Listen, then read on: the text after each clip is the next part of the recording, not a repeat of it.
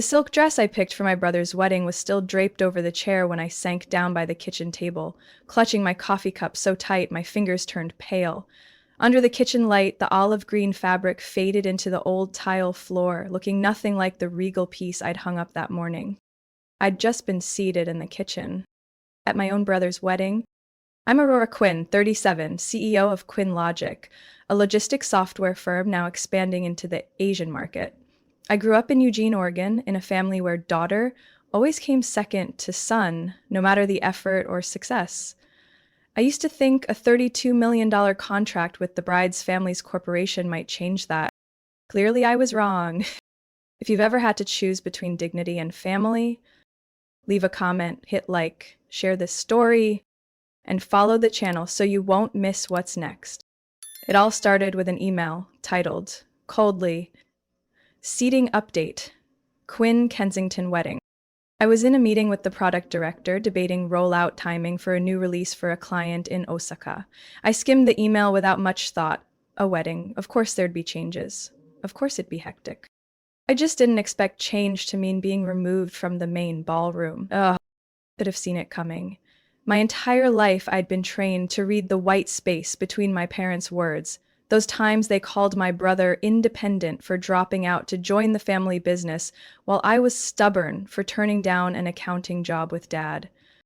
Still, I wanted to believe that, at least today, I wouldn't be an afterthought. My mother exactly when Aiden, my brother, called to tell me about the wedding. Hey, I know you're busy, but I hope you'll come, he said, fast, like reading a line from a script. Of course. Don't worry. I was standing in a Jakarta hotel hallway, phone in one hand, files in the other. I'll be there. Thanks. Oh, can you bring your boyfriend if you want? I paused.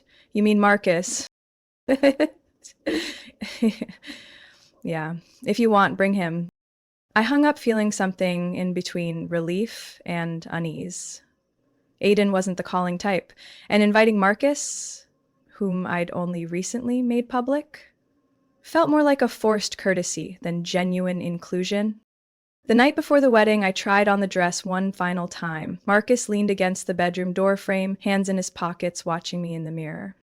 How's it look? I turned slightly. The dress fit like a glove, seams sharp as if tailored. You look like a CEO headed into a summit, he smirked. But are you sure you want to go? I met his eyes in the reflection, lips pressed tight. You think I should stay away? No, I think you're walking into a place that's never really seen you. I just want you to be sure you don't need them to anymore. I didn't answer, just reached back and fastened the final button. The next morning, Portland drizzled.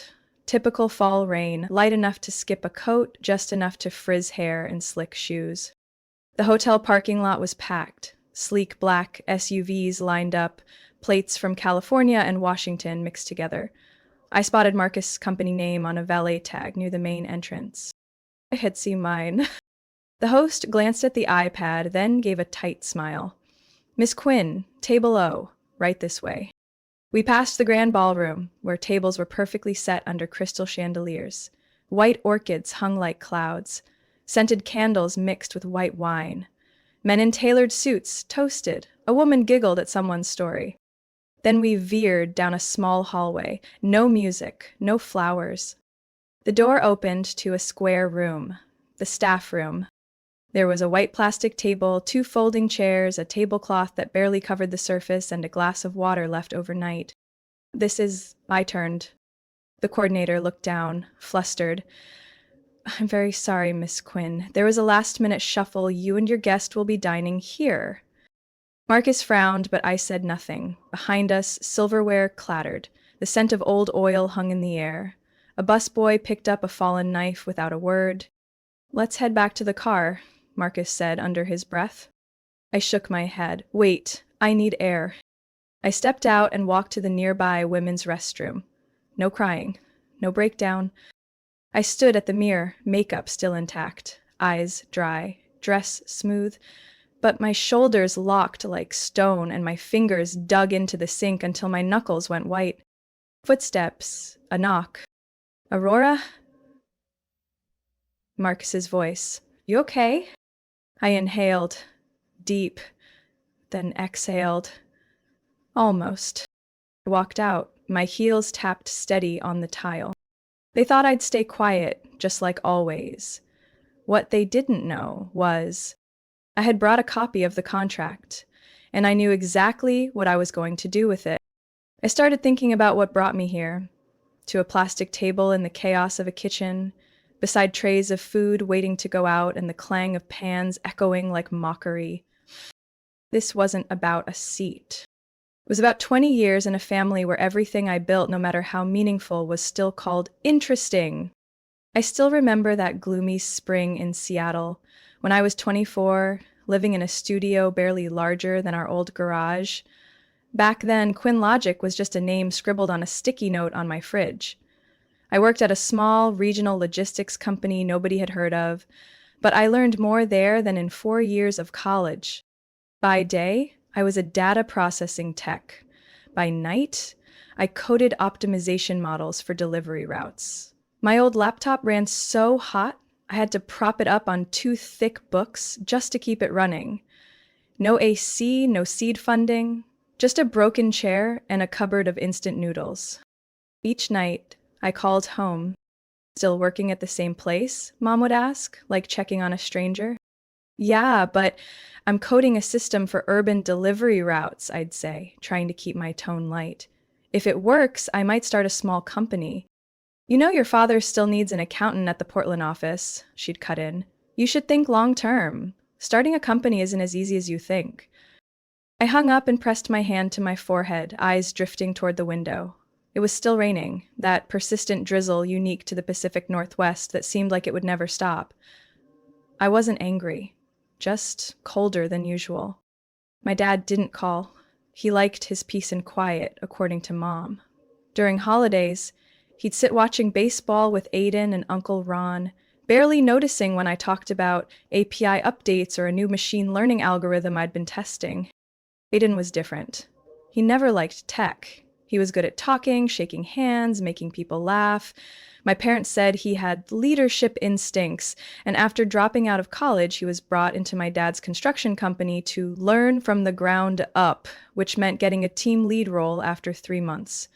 When I asked about it, Mom simply said, "Men need hands-on experience." I kept working. When I was 28, I officially registered my company.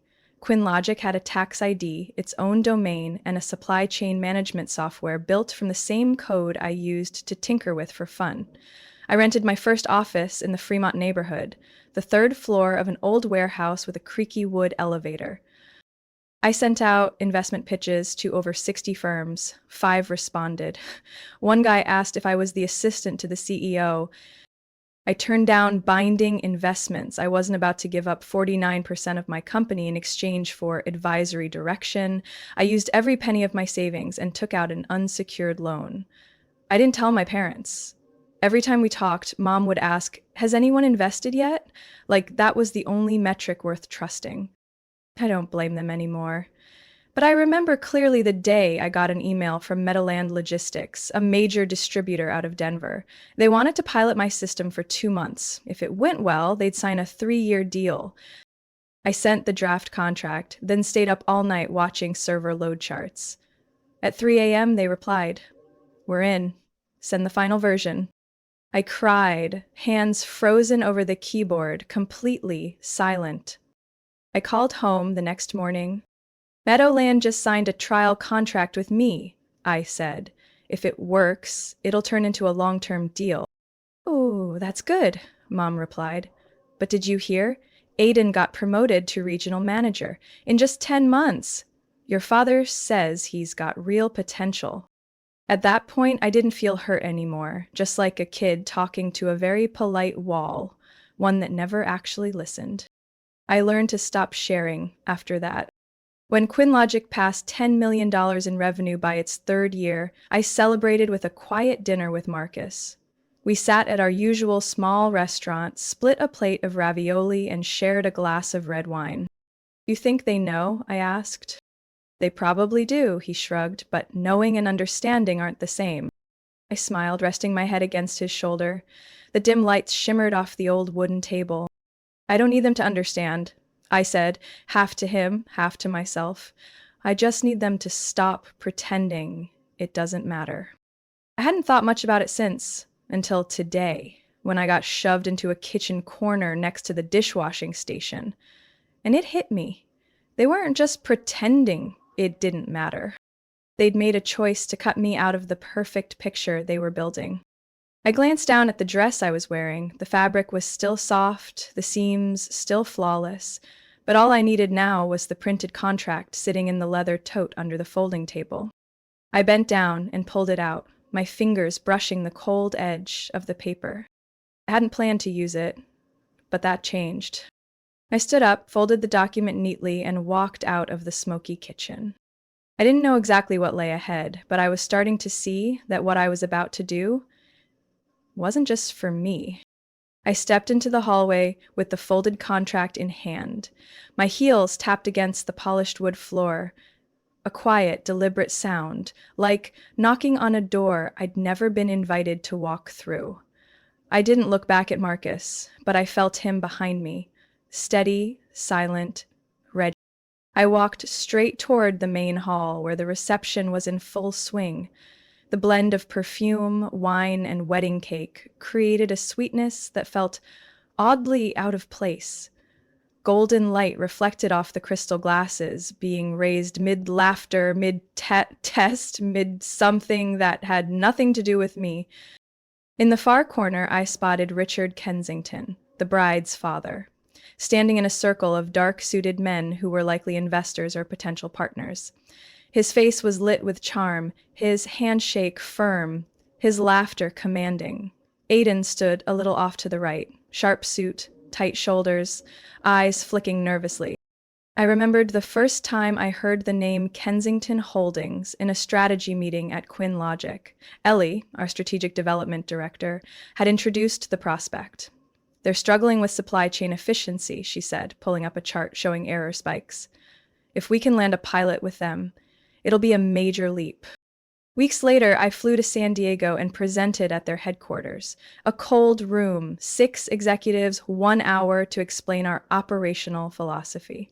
No one knew I was Aidan's sister. I didn't say. Eleanor Hart, their COO, was the first to shake my hand after the demo. This is the only system that integrates with both our back end and front end without disrupting operations, she said clearly. No flattery, no nonsense. It took us 3 months to finalize the deal. A clean number, $32 million for year 1, implementation, maintenance, and integration. I still remember the feel of signing that final contract. My hand was a little shaky, the ink held steady. We'd done it, not through luck, not through connections, but because we were the best. I thought, just maybe, if anything would make my parents say they were proud, it would be this. I called them, like always. Mom answered. Mom, I just signed a new contract. A big one. Oh? Her voice lifted, then quickly lowered like she caught herself being too interested. With who? Kensington Holdings. You mean Tiffany's father's company? Yeah, but they found us through the Austin Tech Conference. They didn't know the family connection until signing. Silence on the line for a moment. Well, that sounds promising. By the way, did you get Aidan's engagement invite yet? They're hosting it at the Kensington estate. It has its own golf course. I hung up and set the phone down like it had burned me. I didn't have a word for how I felt. I just remember standing up, walking out to the balcony, and taking the deepest breath I could manage. I thought this time would be different. I thought that once both families depended on the system my team and I built to transform their operations, things would change. That they'd stop overlooking me at parties. That on the seating chart with the family, there'd be a spot with my name, not in the kitchen, but under the spotlight. But there I stood, holding a champagne glass with nothing but melting ice, watching my mother walk Tiffany around each table, proudly introducing every guest. At one point, they passed right by me. My mother's eyes paused on me for a second. Did you change your dress yet? She whispered, then turned to Tiffany. Make sure Uncle Roger gets a photo with our side of the family. The way she called me sweetie, like a habit, not like I was really there. I snapped back to the moment. Marcus had stepped up beside me. He didn't ask anything, just tilted his head slightly, as if ready to walk if I gave the word. I nodded. We crossed the lobby, overhead lights reflecting off the folded contract still in my hand, like a letter meant for someone who deserved to read it. I looked directly at Richard. He was talking about cost-saving metrics from the new software system. I didn't have to guess. I knew he was referring to my product. I stopped less than 2 steps away. Sorry to interrupt, I said evenly, but I think some things need to be clarified before you continue presenting a technology you don't even know the creator of. Richard turned around. He blinked once as if trying to place me in context. Aiden spotted me and instinctively took half a step back, his shoulders drawn tight like a wound-up spring. I looked straight at them, and I was ready to say every word, not for revenge, but for recognition. This wasn't going to end here. I saw that clearly now. I met Richard's eyes just as he was talking about inventory optimization rates. His voice faltered. He swallowed. He hadn't fully realized it yet, but the sense that something was off was beginning to show. I took 1 step closer, so he had no choice but to face me. Richard, I said calmly, you're describing the integrated system from QuinLogic, and I'm the one who built it. A strange silence spread out from the round table at the center of the hall. People who had been scanning lazily now turned to watch more closely. Marcus shifted slightly, his hand resting lightly on the small of my back, like a steadying breath. Aiden stood across, looking like a kid caught hiding a test under his pillow. I didn't look at him. Richard blinked. You're Aurora Quinn? Yes, and my company just completed phase 1 of a $32 million contract with Kensington Holdings. I extended my hand and gently placed a copy of the contract on the table, right in front of his wine glass. This is the original document, signed with a confidentiality clause. It also clearly states the right to terminate unilaterally if either party fails to uphold basic corporate ethics. Before he could say anything, Aiden jumped in. Aurora, this isn't the time or place. Not the place to be acknowledged? I tilted my head slightly, still calm. Like when you signed off on the seating chart. Aiden's mouth tightened. He didn't argue, just clenched his fists. Richard spoke, more puzzled than angry. The seating that was arranged by Tiffany and the planner. I'm not talking about seating, I said. I'm talking about the fact that your contract is built on trust, that I and my team are treated as professional partners.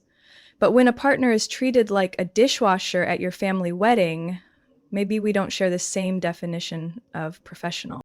No one laughed, no one interrupted. I turned to Marcus, he gave a small nod, and I faced Richard again. You were a startup founder once, weren't you? I asked, softening my tone. You were ignored in boardrooms, underestimated because you didn't go to the Ivy Leagues. You know that feeling. He nodded, slowly. I wasn't expecting applause, but I was expecting respect. Mrs. Harriet, one of the investment advisors nearby, gently set her glass down, eyes lowered slightly. The atmosphere began to shift. I picked up the papers again, not waiting for a reply. If you want to keep the contract, have your legal team contact me within 3 business days. Otherwise, we'll pull all technical support by early next week. I turned and walked away. No one called my name, no one stopped me. Marcus stayed right beside me as we exited the main room, passing Tiffany. She stood by the 7-tier cake, her expression blank, like someone whose entire script had just crumbled. Kindly tell my sister-in-law, I said as we passed, that I chose the navy dress because it's the color worn by leaders. I didn't stop to watch her reaction. My heels had walked through enough stairs and no one would see me as a shadow on the edge. As I stepped outside, I didn't feel cold anymore, even though the wind had picked up. And I knew the only thing left to do was talk to Aiden. Alone. No stage, no audience. No mom, no Richard. Just me and the brother I grew up with in that old wooden house in Eugene. When things were still simpler. I wasn't hoping for much, but I needed to understand why he chose to side with people willing to leave me behind the kitchen door. I sat quietly in the car, my palms still slightly damp. Marcus had offered to drive, but I said no. I needed to focus on each turn, each sign, as if the act of steering could help me regain control over everything that had slipped. We left the wedding venue less than 15 minutes after I placed the contract on the banquet table. As the car descended the hill, I caught a final glimpse of the twinkling lights in the backyard, where the reception was still going, or at least pretending to be. Marcus remained silent during the ride back to the hotel. He didn't ask questions, didn't offer opinions, didn't advise. He just glanced at me occasionally, as if checking to make sure I wasn't being swept away by whatever emotions I hadn't said aloud. It wasn't until we got to the room that I took off my shoes and placed them beside the unopened suitcase. My heels burned, but there was no bleeding. The silver strap had left a faint mark around my ankle. I caught my reflection in the mirror. Dress still neat, hair still intact, makeup unsmeared. But something had shifted, like a bone finally snapped back into place after years of misalignment.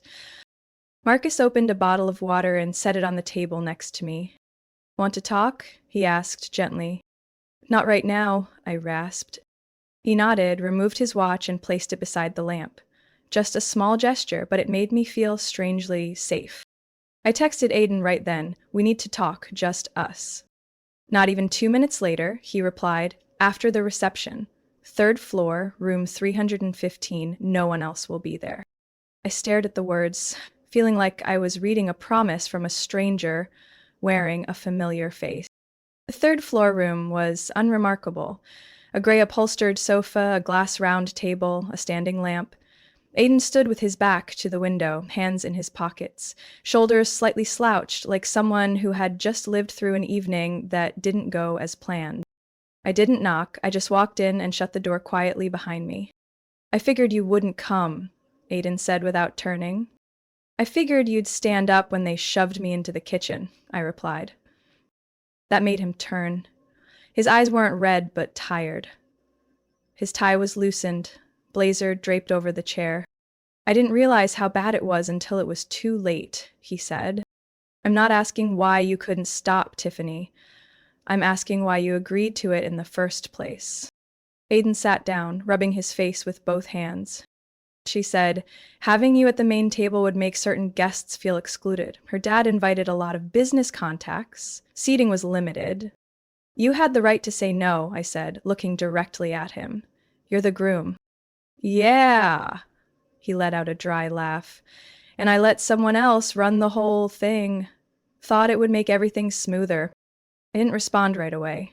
I sat across from him, keeping my gaze on the space between us. "I used to believe," I said slowly, "that if I worked hard enough, if my success was obvious enough, the family would see me as essential. I thought by the time you got married, things would be different." "You're still part of the family," Aiden said, softly. I looked at him.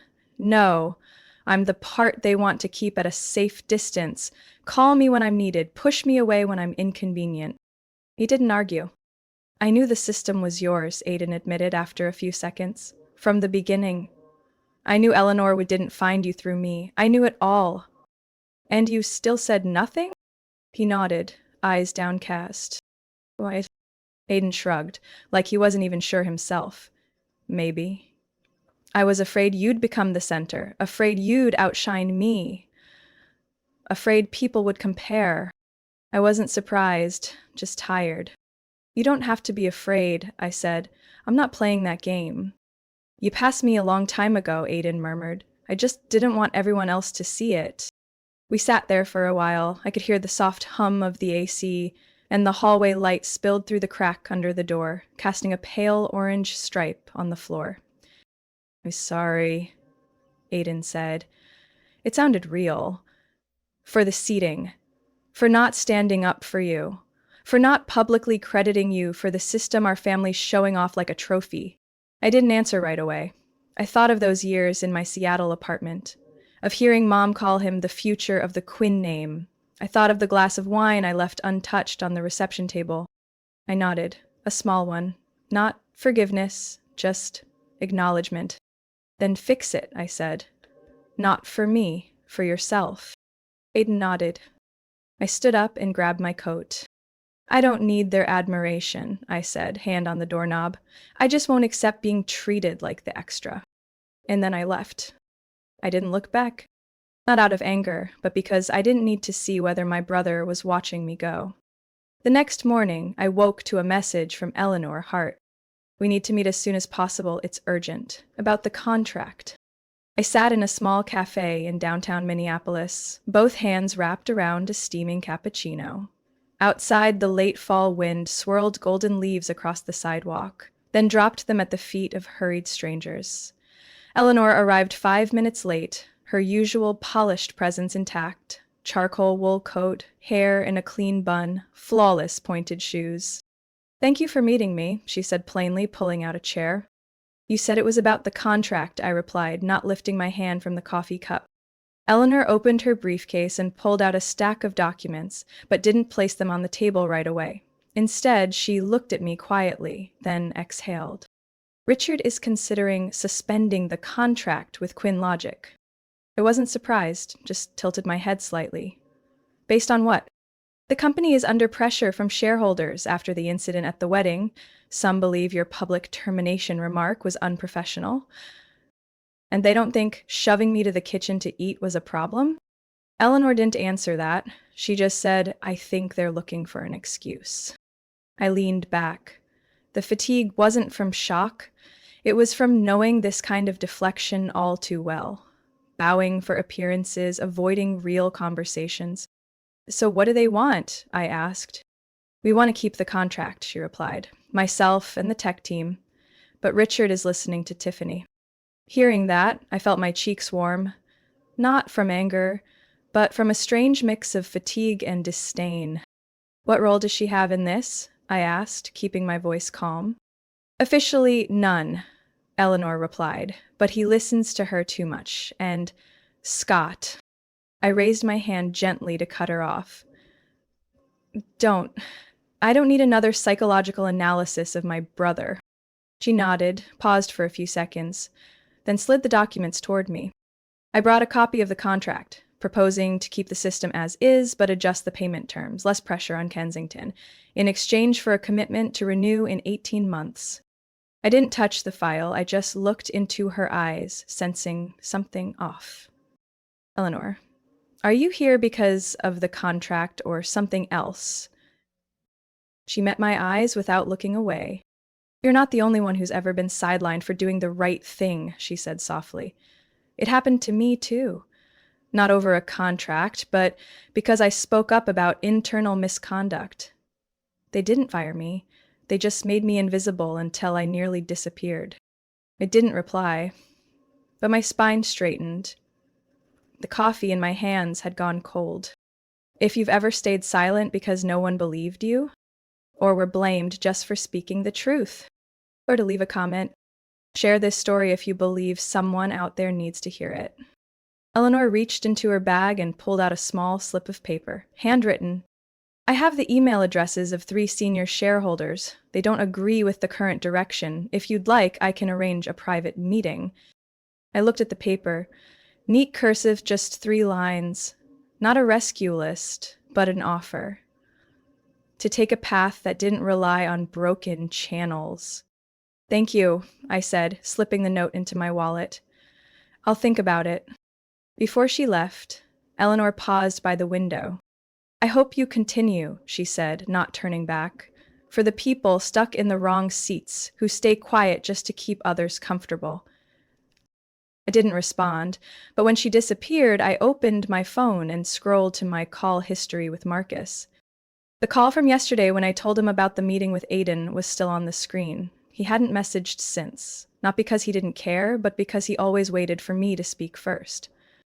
I hit call. He picked up after the 3rd ring. You okay? He asked. I'm okay, but there's been a proposal, and maybe it needs a decisive call. Want me there? I looked at the paper in my wallet. Yes, but not just so I have someone next to me. His voice softened. Then what are you about to do? I looked out to the street where leaves were still riding the wind. The right thing, even if no one likes it. I didn't know what would come from meeting the three on that list, but I knew this: I would show up.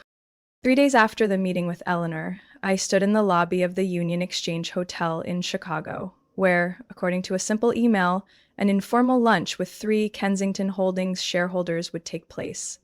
No big headline, no fancy invitation, just one sentence: "We'd like to understand your perspective, Ms. Quinn."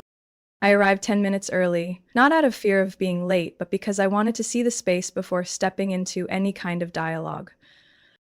The third-floor restaurant had floor-to-ceiling windows overlooking a small park with a central fountain.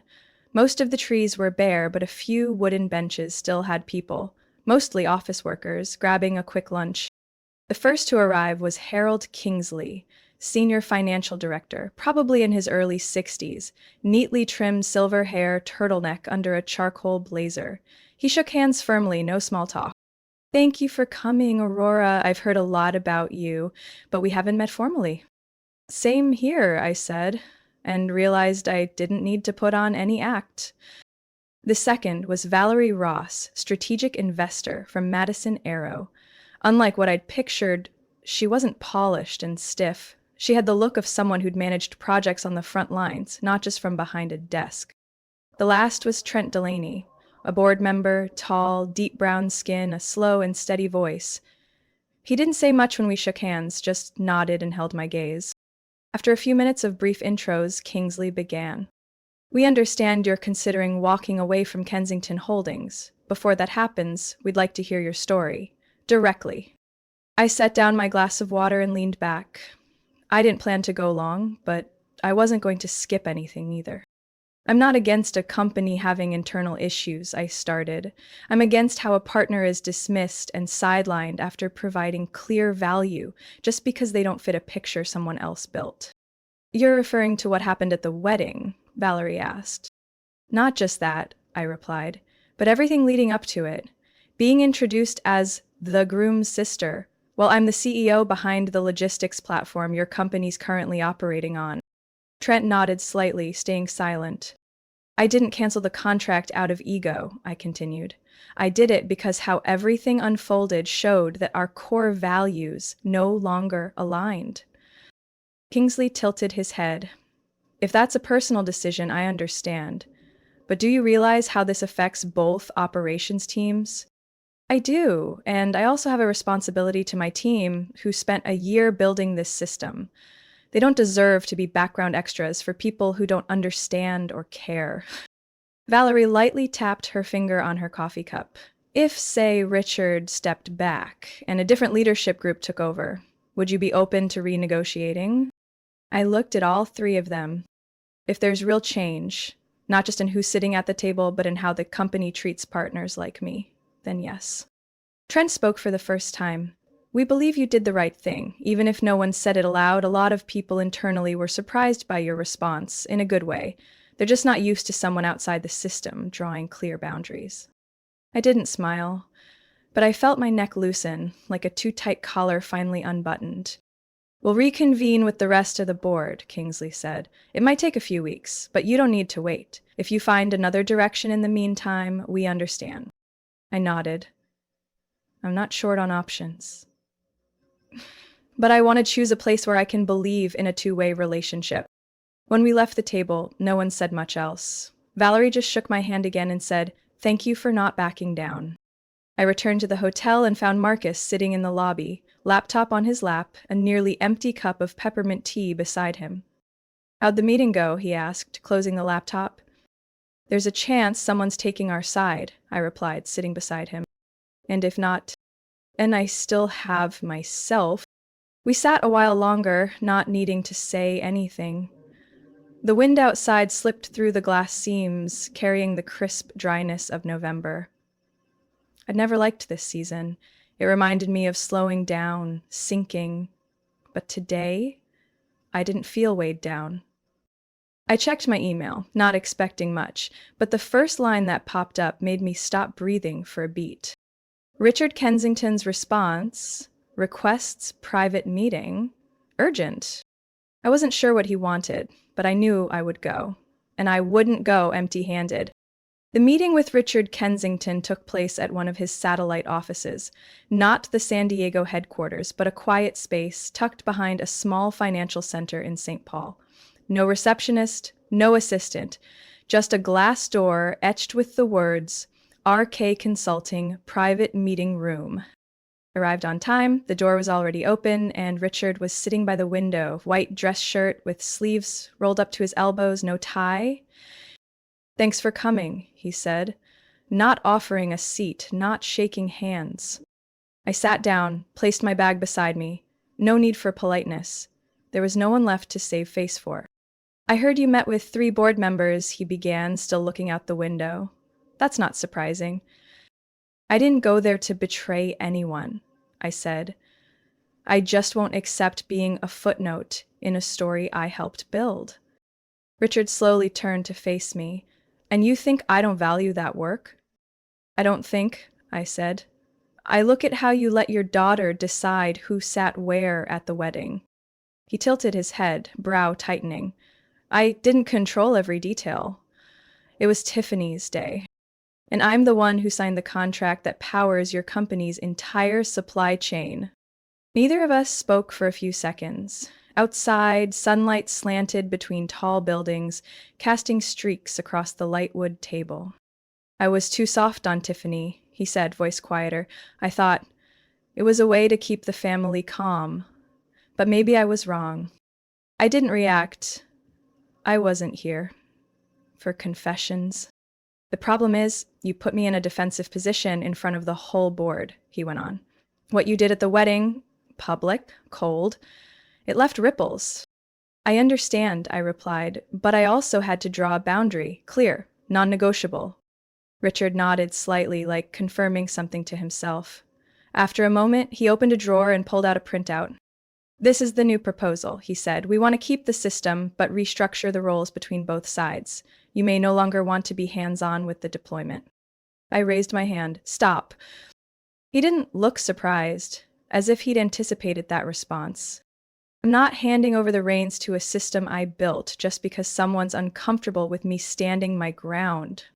"So," he said slowly, "you're willing to lose the contract?" I've been prepared for that ever since they stuck me in the kitchen. No drama, no raised voices, but no room for compromise either. Richard let out a soft breath, leaned back in his chair. "Do you know how many companies would bite their tongue just to keep a contract with us?" "I'm sure plenty," I said, leaning forward. "But the thing is, I don't need another client. I need a partnership that doesn't require me to shrink myself." He didn't reply right away. He just stared at his now cold cup of coffee. His hand wasn't shaking, but there was a faint tightening in his jaw, like someone holding back words longer than their instincts allow. "So what do you want, aside from an apology?" he asked, finally looking me in the eye. "I want accountability," I said. "I want the person in the decision-making seat to understand that every time they dismiss someone out of convenience, they're dragging the company backward from the values they've printed in their internal handbook." He nodded slowly, this time not faking it. "I'll remove Tiffany from any role tied to Kensington Holdings," he said, "and I'll present the proposal to maintain the current partnership structure at the next board meeting." "Good," I replied, standing up. "If that happens, we continue. If not, I'll fully withdraw the system, along with all platform access." He didn't stand to walk me out, but I hadn't expected that. I only needed to see that he wasn't dodging anymore. I left the room, took the elevator down, and walked across the glass lobby, where a janitor bowed slightly as he cleaned the door. Marcus was waiting outside, leaning against a stone pillar, holding 2 cups of coffee. When he saw me come out, he handed me one, his eyes searching for something. "Better than I expected," I said, taking a sip. "Not quite a win, but not a loss either." We walked along the street. The air was crisp. The wind light and the smell of cinnamon rolls drifted from a bakery across the road. I thought of Aiden, not with anger, but as a gap that needed to be addressed later. I thought of my parents, and a question growing louder in my mind. Did they really understand what was going on? Or, in their eyes, was I still just the excessively independent daughter? isn't ready to talk to them yet. But someone had texted me right after the meeting. The name on the screen read Mom. The message was just one line: we need to talk about everything. My parents' apartment was on the 6th floor, facing a small park where the fall leaves had turned to bronze. I stood in front of their door, phone in hand, like I was waiting for a message to give me permission to walk away. But it didn't come. I rang the bell. Mom opened the door, wearing a light fur coat, her hair neatly curled like always. No smile, but also none of the usual coldness she showed when she was disappointed in me. "Come in," she said quietly, no scolding. I stepped inside, set my bag on the chair, and noticed Dad sitting at the kitchen table, a cup of tea in front of him, no steam rising. Everything was so still I could hear the clock ticking on the wall. "Tiffany called me," Mom said after closing the door. "She was crying, said you ruined everything." I didn't respond. I sat down, kept my back straight, eyes locked on Dad. "I'm not apologizing," I said. "If that's why you asked me here, we can stop right now." Dad sighed, his chest rising and falling slowly. "No one's asking you to apologize," he said. "We just want to understand how it all turned out this way." I nodded and glanced around the kitchen. The familiar objects, the old checkered tablecloth, the ceramic jar Mom bought in Santa Fe still on the shelf. I remembered one night as a college student pulling an all-nighter at that table writing a philosophy paper, while Mom made tea for me 3 times without complaint. But it was also at this table, years later, that she told me, "Don't compete too hard with your sister. It'll hurt her." "For a long time," I said slowly, "everything has followed the same pattern. I accomplish something, and it's fine. Tiffany does the same, and it's let's celebrate. I refuse to help her ex get a job. I'm called selfish. She throws a tantrum at a family dinner. She's just sensitive." "You know, Mom cut in, we never played favorites." "Never?" I laughed. "Even at the wedding, you didn't look me in the eye once, afraid I'd make her uncomfortable." Dad raised his hand, as if trying to calm us both. "Aurora, I'm not denying that. Maybe we handled things badly. But Tiffany's fragile. You're stronger." "I don't want to have to be strong just to survive my own family," I replied, still looking at him. No one said anything for a long moment. Mom sat down, gentler than usual. She fidgeted with the sleeve of her sweater, then placed both hands on the table.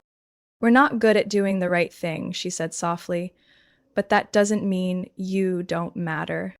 I looked at her, not with anger, but with something closer to exhaustion. "I don't need to matter, I need to be respected." Mom nodded. Her eyes reddened, but no tears fell. "From now on," I said, "I'm not the mediator. I won't be there every time Tiffany cries. If someone messes up, they take responsibility. I'm done smoothing things over just to keep the peace." "You're not coming home for Thanksgiving?" Mom asked. "That depends on how everyone acts between now and then." Dad nodded, like part of him felt relieved, even though nothing was fully resolved. I stood, grabbed my bag, and headed to the door. No one stopped me. As I stepped into the hallway, Mom called out softly, "Thank you for coming." I didn't answer, but the way my hand tightened around the bag strap probably said enough. That night, I sat alone on the balcony, staring down at the streetlights. Marcus was away on a business trip for a few days, and honestly, I felt lighter not having to explain anything. I opened my laptop, logged into the company account, and sent the official notice to legal. The contract terms would remain, and Tiffany was removed from the management partner list. When the email went out, I leaned back in the chair, soft music playing from the Bluetooth speaker. I wasn't hoping for a reconciliation. I just chose not to extend the fracture further.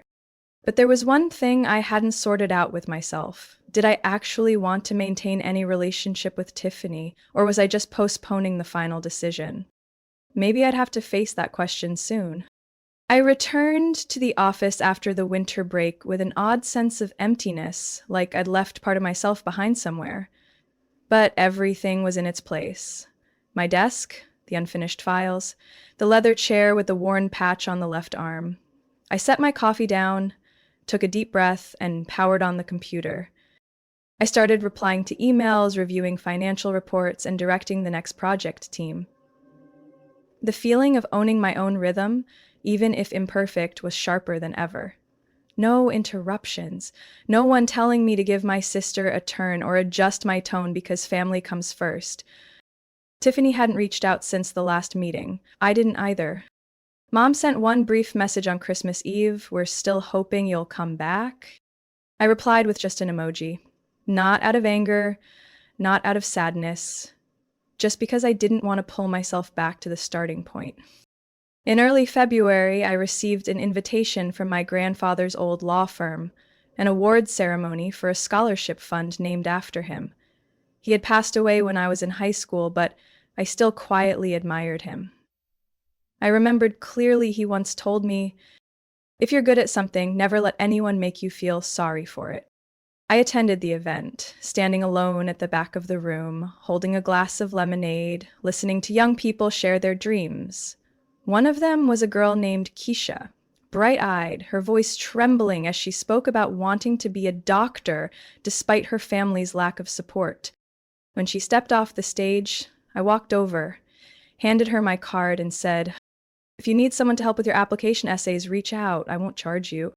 Keisha nodded, clutching the card like it was a treasure. That night, I drove home through light snow, my heart oddly calm. Not because I had forgiven, not because everything was resolved, just that I no longer let the past shape my steps. Marcus waited at the door, holding a cup of hot tea. We sat together on the couch, not saying much, but he placed his hand on my back, gently tapping. Like that alone was enough. I opened my laptop and posted on my personal blog. Sometimes the hardest part isn't forgiveness, but accepting that you can't please everyone. Family isn't always a safe place, but you can create a new home with someone who respects your boundaries. And that's what I'm choosing. Not long after, comments started coming in. A woman from Michigan wrote, "I teared up reading how you handled everything. I'm going through something similar with my sister, and now I feel a little less alone." I didn't reply to everyone, but I read every word. In those shared lines, I saw myself, years ago, still believing that silence was the price for keeping family together. A week later, Dad called. He wanted to meet, just the two of us. We agreed on a small coffee shop near the park. He arrived right on time, gray coat, darker circles under his eyes. "You doing okay?" he asked after ordering an espresso. "I'm okay. I'm not running away from anything," I said, holding his gaze. "I've been thinking about what you said last time." He hesitated. "Maybe I didn't do it right. I was afraid of losing one daughter, so I held on too tight to the other. And in the end, I lost both." I nodded, stayed quiet. "I'm not asking you to forgive me. I just hope we can start again, from whatever distance feels breathable for you." I didn't make promises, but I didn't walk away either. And maybe that was enough for a new beginning, however slow. As I left the cafe, I pulled my coat over my shoulders and felt the cold wind slip through the collar. But I didn't shiver. Winter might not be over, but inside me, something had thawed. I don't know where you're listening from, in the car, right before bed, or maybe on a day you need a story to remind you to stand up again. Tell me where you're tuning in from. And if you'd like to hear more stories this honest, don't forget to follow the channel, because the next one might be exactly what you've been needing. Aurora's story isn't just about overcoming family injustice. It's a reminder that sometimes the most right thing we can do is choose ourselves, even when it goes against the expectations of those closest to us. In a world that glorifies sacrifice, Aurora chose to set boundaries, protect her dignity, and build a healthier life from the wreckage. She didn't seek validation, only stayed true to her values. And that's the lesson for all of us. True freedom begins when we dare to say, "That's enough."